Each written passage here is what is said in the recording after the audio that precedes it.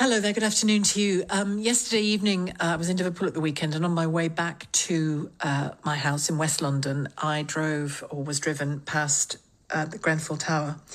And I always say a little prayer for the people of Grenfell when I go past that tower, and also remember the national scandal that it revealed, not only in relation to that building and the horrors of what happened to people because so much was ignored, but the dreadful scenario that emerged within a short time of the Grenfell tragedy, of cladding generally and fire safety in so many buildings generally. Michael Gove, the Housing Secretary, seems to have, more than anyone, taken it by the scruff of the neck fairly effectively to tackle. He has done two things.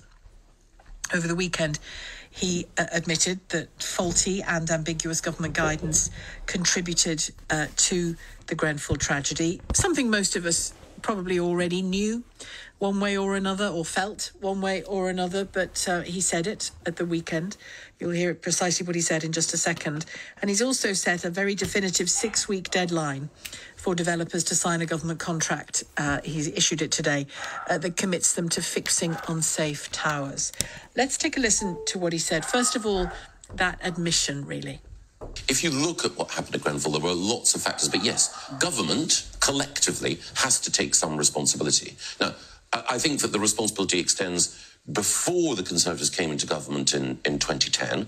And I'm not about attributing blame to individuals. I think that's wrong, because there are a lot of us who have a responsibility to say that the system of regulation that was in place was ambiguous, and it was exploited by people who were putting profit before lives. And again, there is, I think, and I hope this doesn't seem as though I'm dodging responsibility, I don't want to at all. I think there's a difference between presiding over a system that's negligent and actively exploiting it. Mm-hmm. But it is undeniably the case that the system of building regulation was not right. And this is what he had to say about that 6-week deadline and the responsibilities of developers. We're making clear to developers that we've got a new contract that they've got to sign. So the people who are responsible for erecting buildings, which we now know are unsafe, have to pay the costs of making sure that those buildings are safe. We've been trying to deal with this problem, as you quite rightly say, for a number of years. And there have been well-intentioned efforts, actually, by lots of people. But the nub of it is that until recently, the leaseholders, the people actually in the flats, were being asked to consider paying for some of the costs for things that they were not responsible for. So that should end now that we're publishing this contract and saying that developers, and to be fair, they accept the responsibility, should pay up. We are going to give every developer a sort of window of 6 weeks during which we hope they will sign. And those who don't will face consequences if they don't sign the contract. We'll make sure that, in effect, they won't be able to build anything more in the future. We think it will be in the realm of billions that we will be able to unlock in order to deal with this crisis. That was Michael Gove speaking yesterday over the weekend. Liam Spender joins me, litigation lawyer and campaigner with End Our Cladding Scandal. That's an organisation representing people still living with potentially flammable cladding. Good afternoon to you, Liam. Good afternoon, Sheila. Thank you for having me. Is this the way to go? Do you welcome what he's announced? I think it's a welcome step in the right direction, holding developers to account. But it's only the start. There needs to be proper resources put into enforcement and oversight. But it's certainly a step in the right direction. Just clarify something for me. When he talks about towers, does he mean what height of building are we talking about? Because there are people in low-rise blocks, aren't there, who have problems too? Correct. So the agreement Michael Gove's announced yesterday, applies to all buildings above 11 metres tall, which is roughly 4 stories, built in the last 30 years. So if you're under that, you won't be protected by this deal, which is one of the gaps that still needs to be addressed in our view. What's the argument for that particular status quo? It's said that buildings under 11 metres are at much less risk because it's easier to escape in the event of a fire, but that's obviously no help. It's not very reassuring. You live in a fire trap, but you can get out. That's great. Well, exactly. There's a hole in the logic. I think everyone would agree on that. And are you hopeful that there's room to manoeuvre on that?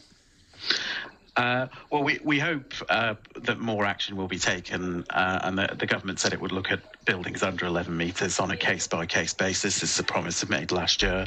So we hope that will actually produce a solution for the lower-rise buildings, and where the developers' arms can be twisted in the same way as for taller buildings to address the shorter buildings. That certainly is something we hope the government will look at. And when Michael Gove talks about unlocking money as a result of this contract being signed by developers, whose money is he talking about? Developers' money. Only? In this particular sense, he means they're either going to pay under the terms of this contract he's announced, or they'll pay separate levies, separate taxes to address the problem. So it's their money he's trying to get at. Right. And how effective or how easy will it be to take out of the market those who don't sign the contract? Well, that remains to be seen, but last year in the Building Safety Act, the government did take broad powers for itself to set up what it calls the Responsible Actors Scheme to block planning permission and building control approval from developers who aren't playing ball. But whether that works in practice is going to be the multi-billion pound question, whether they can go off to court and get that overturned. So it would be better if the government could reach an agreement with them rather than relying on a big stick like that, because it's untested and it's not been tried before. And would you explain the taxation element of this? Is that baked in to the contract, that there will be new forms of tax in order to cover this? It's not in the contract. It's in the Building Safety Act that was passed last year. Powers to levy taxes on developers to contribute to the cost of fixing buildings where the developers can't be traced, or potentially where they're under 11 metres. So that's already enshrined in law, and the contract is a specific obligation on the developers who sign up to fix their buildings above 11 metres built over the last 30 years.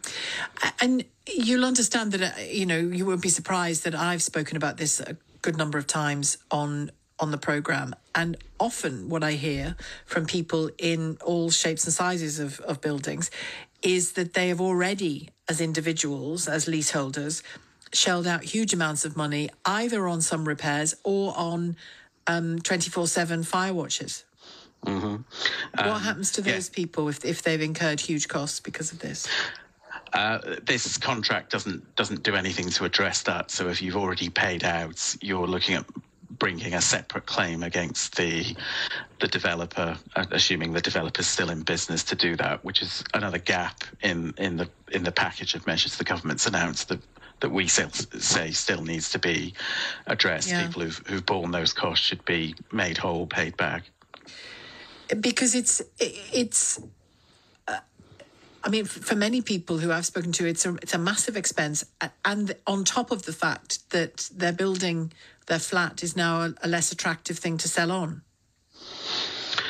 Absolutely, and some people are still stuck because it's up to mortgage companies and insurance companies whether they want to lend against and insure these buildings. And although there have been encouraging noises from both lenders and insurers, we still haven't seen movement on the ground. So that's why we say the contract is a welcome step in the right direction, but it's not a magic bullet that solves the full scale of the problem overnight. There's much more to be done. So that's what you meant at the very beginning when you said this is a good step in the right direction, but there are many holes still in this. There are gaps to be addressed, and we hope once this contract's put into place and starts working, we can then persuade, perhaps cajole would be a better word, the government into addressing some of the other gaps. Good to talk to you, Liam. Thank you, Liam Spender, litigation lawyer and campaigner with End Our Cladding Scandal. If you're living with this and have dealt with any of the elements that we've just discussed, Liam and I, for example, have you shelled out for fire protection, for 24/7 fire watches? Have you had to shell out for internal repairs, perhaps, to the house to make it, to the building, to make it more fire safe. What's been the journey that you're on? Because I know depending on where you live, depending on where the issue is, depending on what kind of building you live in, and depending on what the issue is in that building, you've incurred more or less costs. So how far does this announcement from Michael Gove feel like it's going to help you? 0345 6060 973, the number to call. Text 84850 and tweet at LBC. Eric's called from Liverpool already. Hi, Eric. Hi, Sheila. Thanks for having me on. What I can't understand is this business with 4 stories. If you're in the fourth, third or second or first story of a building with this cladding, why you're not covered? Because whoever's thought of this, what I'd like them to do to prove that it's all right to live in one of these buildings if it goes on fire, I'd like them to stand on the roof of one of these 4-storey buildings and jump off onto the concrete, because that's what they're expecting people to do. And bear in mind that if you're like an old woman or a child, even if you're on the 2nd floor, you're not. Imagine trying to jump out of the window, the bedroom window or whatever. I am assuming, and I might be wrong to do so, I'm assuming that there are some kinds of fire escapes in these places? Yes, but that's if you can get to the fire escape. I mean, what if, your bedroom's on fire and it's, or the landing or somewhere? Yeah. I mean, if you had a fire escape in every room, that's great. But, it seems to me 5 stories is all right. And, of course, if you're trying to sell that building, you sell your flat, then it's like trying to sell gasoline to someone in a house fire. They're not going to buy it, are they? So you're stuck there. And why 4 stories? I mean, if they're doing it, I mean, don't they have fire escapes on 30 stories or 10-story buildings? I mean, so you think it should apply to all buildings? Yeah, because you panic in the fire. Certainly an old person, a child would panic, wouldn't they? Well, I think anybody would panic probably if their building they were in was on fire. And certainly you're right about people who aren't mobile. It's trickier for them. Thank you very much, Eric. Eric calling from Liverpool. How affected are you by this, by the cladding crisis, by the fire safety crisis, by the building standards crisis and scandal, really, because it is one. Michael Gove admitting over the weekend that ambiguous and faulty guidance from the government contributed to Grenfell. Well, it contributed to the rest as well, didn't it? 0345 6060 973, the number to call. You can text 84850 or tweet at LBC. It's 2:15. An apartment that is a flat apartment, a building that is affected either by the cladding scandal or by fire safety issues because of building planning regulations. Where are you up to? What are you dealing with? What are you facing? What impact is it having on you? And do you get the feeling that Michael Gove is the man to help you out of it? 0345 6060 973, the number to call. Liam Spender, litigation expert we just spoke to a moment ago, says it's a good step that Michael Gove has announced, but only one in the direction of travel that we need to go. Eddie's called from Stevenage. Hello, Eddie. Hi, how are you doing? I'm okay, yes. Fire away. This is a very important subject which is very close to my heart. Basically, my family all are around Notting Hill and in the vicinity of what Grenfell was. It was literally 5 minutes walk away from where my brother lives. At the time, I was working in block management, and as a result of Grenfell, I had numerous meetings with freeholders, leaseholders, solicitors, and it got very messy hearing exactly what was expected of leaseholders. There was a building which I managed where one of the stipulations after Grenfell was a car could not be parked anywhere near the building because potentially a car could set fire to that whole building. Again, there was issues as well, which is protection plans of people, because there was a lot of elderly people who were situated on the top floors of buildings. And so you needed to have an evacuation plan for one of those. What happens with the waking watches, which is another issue which they used to have, a lot of places had to put in waking watches. So if there's a fire... Very expensive. very expensive, but also very dangerous, because that wake-in watch, depending on how many people are in the building, would be responsible. One of them would go to the top of the building, and regardless of a fire, would just have to knock on every door, sound a horn, and get down, knowing that if a fire was there, with the problems with departmentalisation, most buildings, they were supposed to be designed to withstand. So the fire would happen in that apartment only and not spread. Yes. Yeah. So basically, they were supposed to be built to be designed to withstand 30 minutes of intense fire before they started to spread. But the problem is there was not enough fire breaks in between each apartment, so there was pockets of air and gaps where fire could easily transfer. Yeah. And all these things were well known. And to start off with, what they were trying to do, and this is where the danger still relies in certain flats, is they were using spray in cavity insulation just to kind of like be a fire bridge between these two buildings. And it was the cheapest option. So a lot of people straight away off the bat from from Grenfell had a load of remedial works done, which were in themselves just as dangerous as the deficits where they were. Yeah.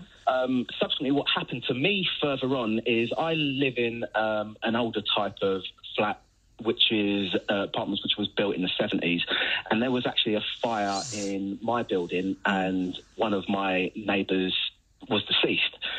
But the thing is, that fire was contained for over an hour in that one apartment.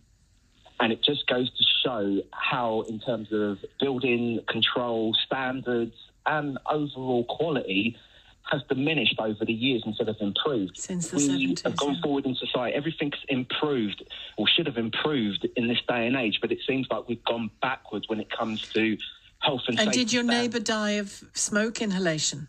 Yes. Oh, how sad. Yes. And yeah, we should all check our alarms, shouldn't we? Our smoke alarms are up to date. And the fear, I can't put across the fear you felt. The fire was happening above me, but as I'm going down the stairwell, all I see is smoke. I don't know if I'm going down the stairs to meet a fire or whether the fire's upstairs. Yeah. So it's the whole panic. I did suffer as a result mentally for a period, because not only that is we did get to see our neighbour as well, and he was being worked on outside, visible for everyone. So it was quite distraught, and it was someone I was very close to. Very distressing. But again, the flats did what they were supposed to do. They withheld the fire for a prolonged period of time, so the firefighters had the chance to go up there and tackle the fire. And this is the other side of it. We are throwing our firefighters into death traps, because they have got no bearing on how safe their life is. And I commend them for running into buildings in these conditions in this day and age, knowing that it could be their last, because they don't know what to expect, whether things have been built correctly or they haven't.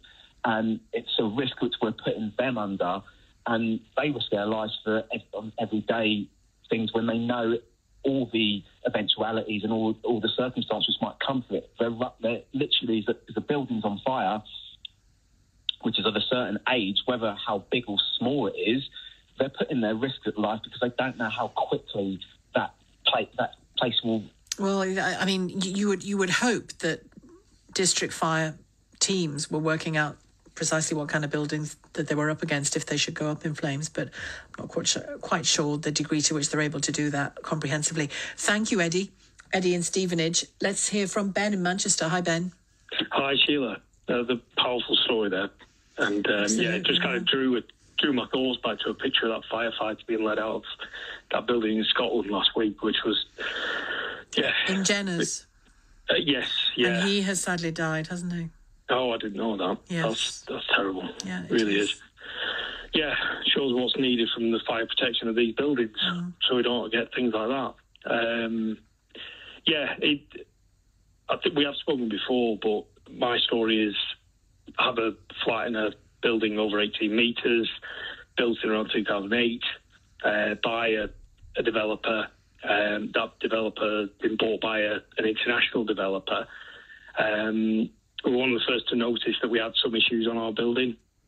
went through the process, got to a point where we needed waking watch 24 hours a day, £20,000 per month, covered by us. Between how many of you was that?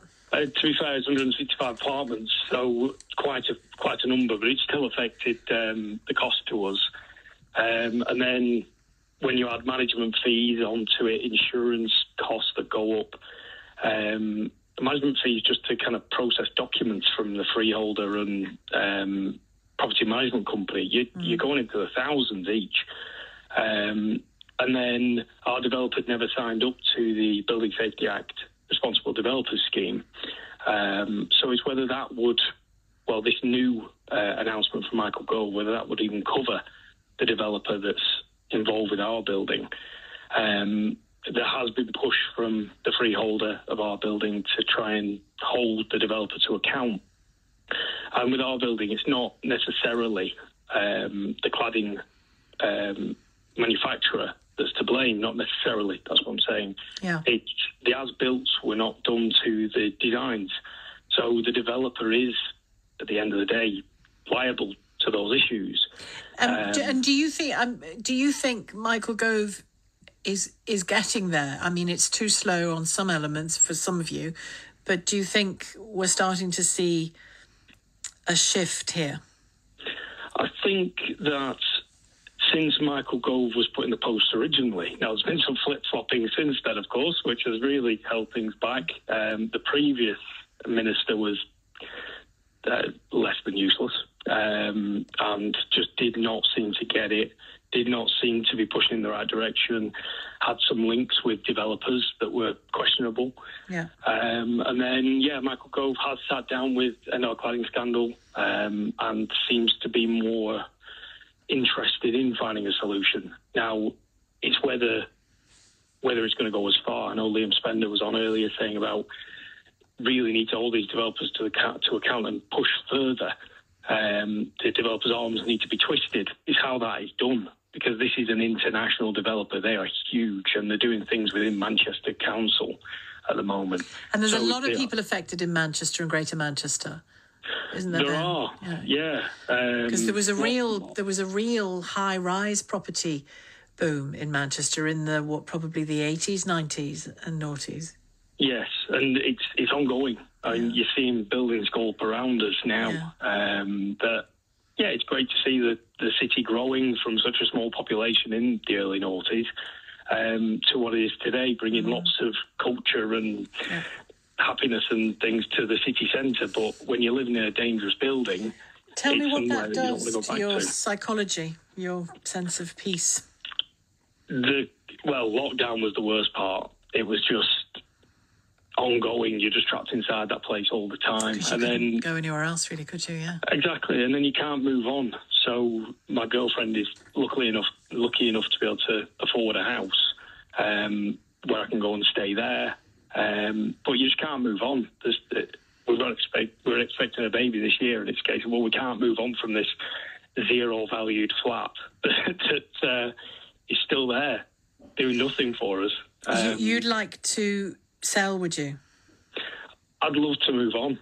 I think, I'd love to sell. I would love to sell it, just to draw a line under it. But if this all gets sorted, there's going to be thousands of flats that go on the market straight away. And I know there are people buzzing around trying to snap up flats while they're at a low value now, because people are willing to just chuck them away because they need to get rid. We shouldn't have to. We invest a lot of money into these properties. I think, though, in a city like Manchester, you'll probably always have a good throughput of new buyers, won't you? First-time buyers, particularly. Yeah, I hope so. Yeah, you do. There was a big move to getting out of the cities during lockdown and just after lockdown. It's whether there will be a push back to that city centre life for first-time buyers. And this is it. The apartments are lovely places. Why we bought it in the first place. It's a great place to live. But when things started to go awry, when we tried to sell it in 2019 originally, that's when things started to come out. And it's just been ongoing you're always thinking about it. It's always on the back of your mind, thinking, well, what is going to happen? Are we going to be out of pocket? I can imagine, It's a real strain, a real mental strain. Thank you, Ben. And judging by the support you have from your partner and the options you have, and, you can sit tight for a while, you're in a better position than many, but still not. I'm not minimising it by saying that, but some people are in a desperate state, aren't they? Thank you very much. Fire safety issues in buildings over 30 years, under 30 years old, I should say. Gove hasn't been that good, Sheila. It's taken 6 years to get to this point. Where has he been? Rob in Stockwell says, what about those companies who don't exist anymore? My developer wound down their company and started a different one, but technically the developer doesn't exist in order to live up to the things that they should live up to, which is a very good point and clearly a problem. John says Michael Gove couldn't help himself out of a pair of trousers. He's probably not the person to help with this current problem either, says John. Eva has called from Oxted. Hello, Eva. Hi. You live in a place with flammable cladding? No, my son lives there at the moment. I invested in a flat over 20 years ago. Right. Part of my portfolio, I've got several properties, and I'm one of many excluded at the moment by Michael Gove because I own more than 3 properties that I let out. Excluded in what sense?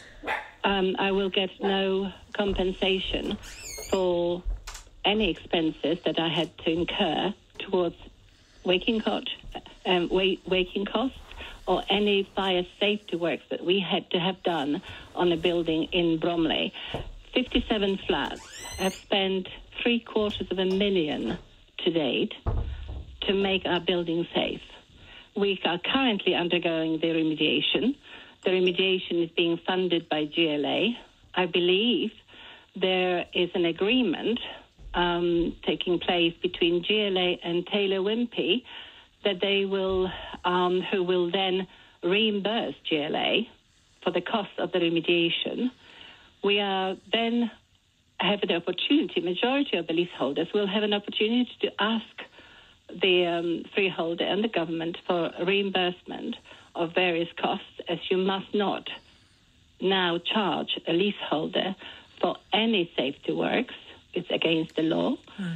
And we are told that we can claim the money, but myself and other people who have got more than 3 properties that they let out are not eligible for this help or this benefit or this claim.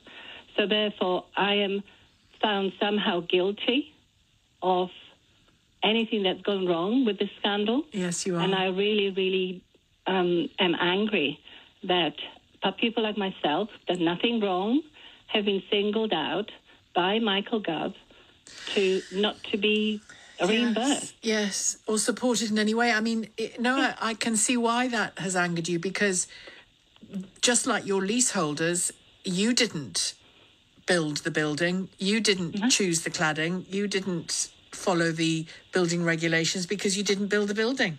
No, and like many of my colleagues and friends now, I have patrolled the building. We have done our own waking watch to save the monies. We have spent last 3 years as a director on board of our management company to secure the funding, to secure the loans and the benefit from Taylor Wimpey, who actually has now put hand in the pocket and agreed to pay for our safety works, internal safety works, fire safety works. So we have done a lot of work for the building, and yet I am now excluded to actually benefit. So hence my phone call to you saying, Mr. Gove, there's a lot more that needs to be done. And I'm just a portion of what else needs to be done. You heard from other people. I haven't switched on earlier. I don't know what else has been said. But this is something that really does ring a bell with me and upsets me, simply because it's so grossly unfair. Do you think there is an assumption that because you own a number of properties, you can take the hit? Yes, must be. What else can there be? And yet, this is a Conservative government. This is numerous governments before Conservative governments have encouraged people to look to property as an investment, some security towards pensions. This is exactly what I bought it for. And now, my son would love to have his own place. I would love to sell it and buy him his own flat. I can't sell anything until this remediation is over.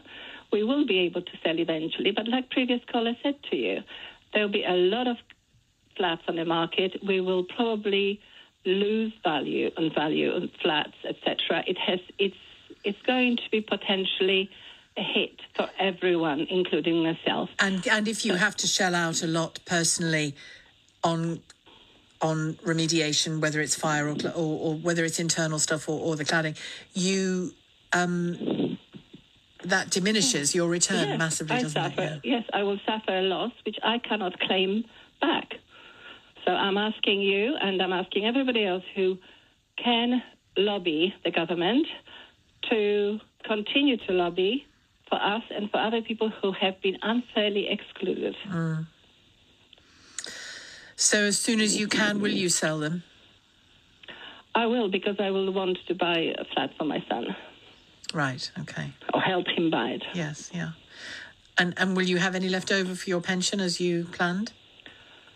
I'm hoping we will. My husband obviously has got his own business, and I don't have to worry about this too much at this moment in time. But I have worked, and this is my own investment your own, for all my life. Yes, yeah. And I feel angry that at the end of it all, I'm treated by the government so unfairly. Yes, you certainly, in terms of planning for your future, you did the right thing, didn't you? And it is not paying off. Eva, thank you. Interesting. There are so many different ways people are affected by this, which is why it's so great to hear from you individually and get a sense of what people are dealing with, not just that overall story. Thank you, Eva. Paul has called from Forest Row. Hello, Paul. Hi there. How you doing? Okay, yeah. Yeah. Basically, I was interested in reading about the Grenfell Tower thing recently, last night actually on the on the net, because I'm looking for insulating my own loft. And I've noticed, I've been in the building trade for a number of years, and I've noticed that there's several lorries driving around when I come up to London every now and then. The insulation that they seem to be peddling about has no branding on it. So I'm wondering if the two main companies, am I allowed to say their names? I wouldn't, just for now, because I'm not sure where you're taking this, so do me a favour. Well, the two main brands, literally, that all the builders would know, obviously they've actually been doing the insulation. Yes, I bet they are sometimes covered in a metal cladding, but the actual ones that people use in their general household, there seems to be like lorries that I've noticed quite often that they seem to have like unbranded insulation on their vehicles, as in like must be going to somewhere, either like private or So you're residential. curious to know where it's from and what it is. I'm curious whether that's just not been refoiled. It's the original stuff, and it's being rebranded or repackaged. It's like if you went in the shop and you bought a pint of milk for 75p, and then you got home and you found out it's £2. You're paying £2 for it, and it's only 75p. You're going to be, hello, something's not right here. And I believe that something like that should have BS branding on it, or its name, or where it's come from. Are you fearful? There's the financial element, but are you fearful it's not the right quality, possibly even dangerous? It's 100%. It's not the right quality, and that's going to be put as being flooded on the market for another source. And whether it is the actual brands or not, it's obviously there was a shortage of the actual brands when the fire happened and blah blah blah, but they've either got so much of it that's flooding on the market through another source. And I would like to say, to find out if that's ending up in people's houses. That's going to be another catastrophe waiting to happen. How do we start to find out? I wonder. It's not an area I know anything about. How would you actually tackle these people? Because there's actually been people on the net that have actually tackled the branded companies, and they've been threatened with action, legal actions, and blah blah blah. So you just don't know how. So can I ask you, without naming any companies, do you think branded companies are using cheap, unbranded insulation? Well, it's got to be coming in the country somehow, and if it's not made in the UK, then it's coming, via it's being imported into the country. But how can you couldn't put a can of beans on the shelf of a supermarket if you didn't know the source, where it's come from, and something like that. If you're putting it above your head and it's melting, it's going to melt on you.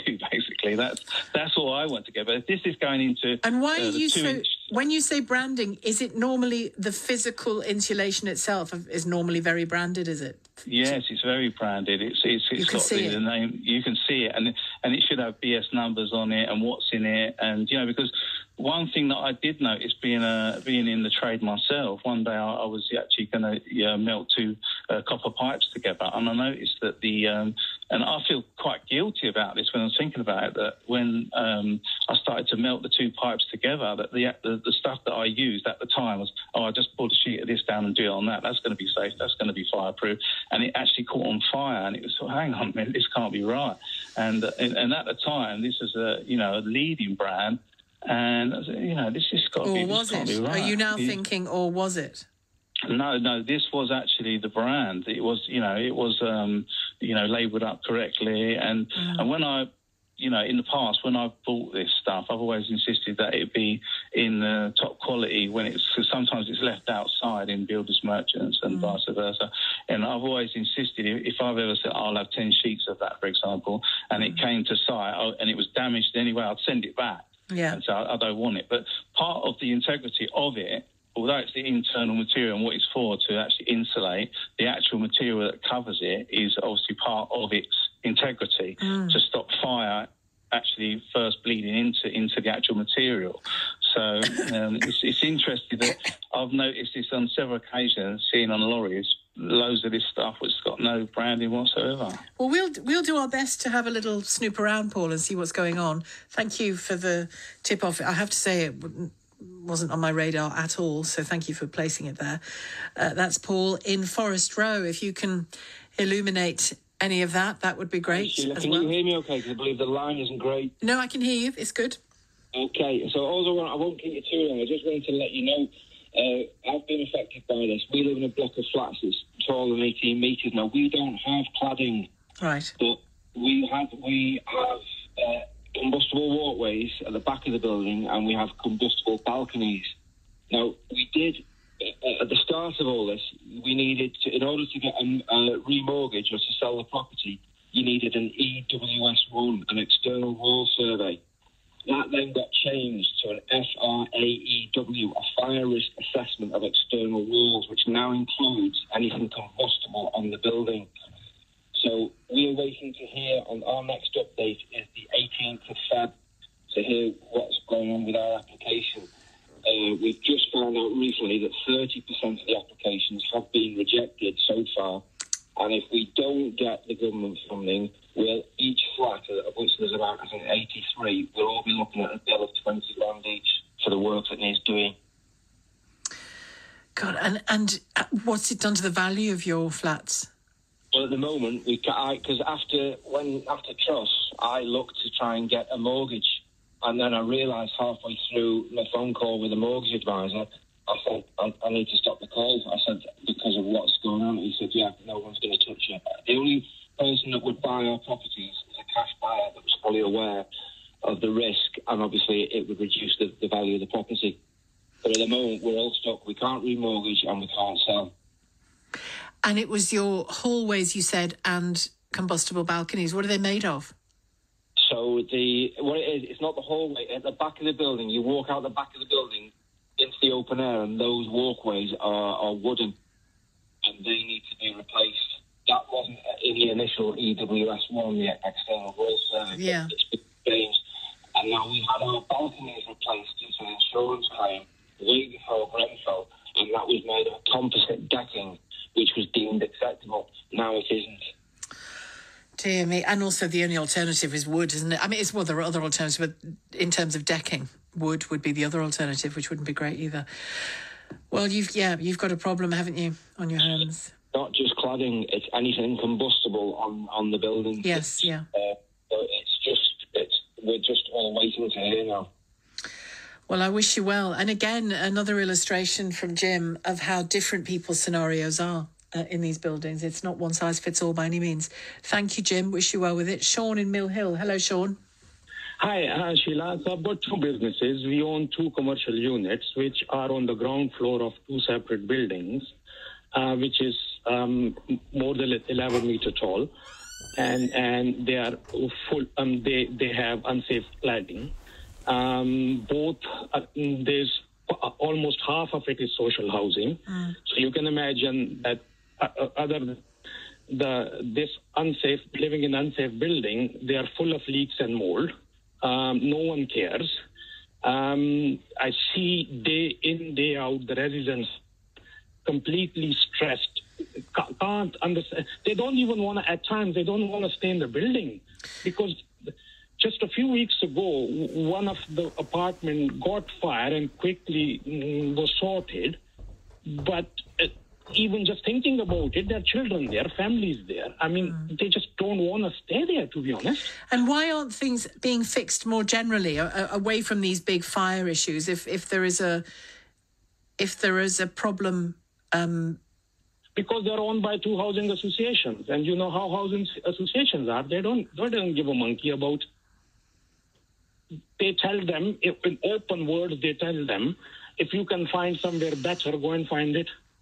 Oh, right. It's that bad. So there's no particular sense of service at no, there isn't. They don't care. They don't care. There's leak every day. Let me rephrase it. There are leaks every week, and some of those leaks come through the drain pipes, and it's unbelievable. Well, thank you, Sean, for your call again. Different scenario. Richard in Romford, hi. Hello. Do you want me to tell you what I think? I do, Richard. Yes, please do. Well, look, I was an engineer for many years. I'm retired now, and it's my birthday today. Happy birthday.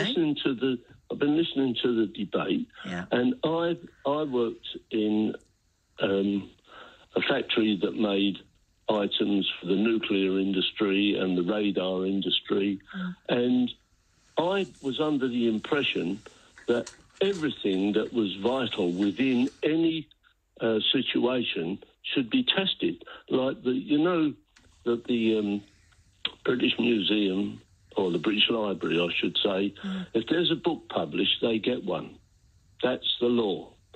So the British Standards Institute that I worked under, if I put a piece of steel into a machine, a lathe, which was largely the thing that I did, and it was a specialist steel, in the production of that piece of hardware, if the mark that was put on this steel, if this mark,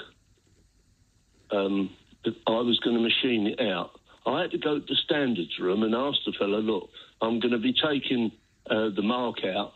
So he would come along with the relevant punch, and when I've done it, he'd punch it back in again. Add a new one, so that you couldn't work, you couldn't get away with having the wrong metal. Yeah, you just couldn't. Each piece had to be identifiable and as a particular standard. Absolutely. And I've heard, I've got an interest in this. My youngest, she's got one of these flats with the problem of the cladding. Yeah. But the thing is that the people who made the cladding, we've seen in the inquiry, don't tell anybody about this. So there's people knowing that what they were actually selling to the developers or the builders or whoever, they knew damn well that it would burn at certain, well, we'll find out. The Grenfell inquiry isn't due to produce a report until at least October of this year, so we've still got time to wait, haven't we, to find out exactly what they conclude from the evidence that either has been unearthed or that they've been given. Thank you very much, Richard, for your call, and I hope your son's situation works out in the flat that he is in. Richard in Romford.